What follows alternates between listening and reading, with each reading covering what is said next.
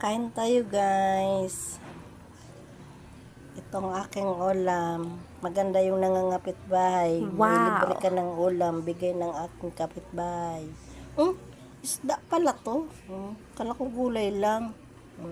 Wow! Galing sa aking kumare. Diba?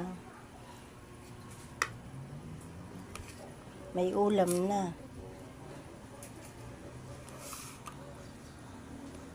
Maganda yung nangangapit bahay. May libre ka ng ulam. Thank you sa aking kumare. Sa bigay ng ulam. Thank you, thank you.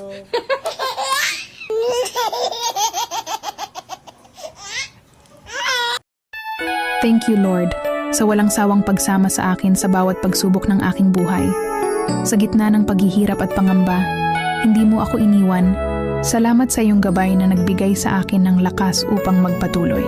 Sa iyong pagmamahal, natutunan kong magtiwala at lumaban. Sa bawat luha at pagsubok, ikaw ang naging aking kanlungan. Sa iyong mga kamay, alam kong may bagong simula at mas matatag na bukas. Patuloy akong susunod sa iyong kalooban dahil alam kong ang iyong plano ang pinakadakila. Walang imposible sa iyo, at sa iyo ako lubusang magtitiwala.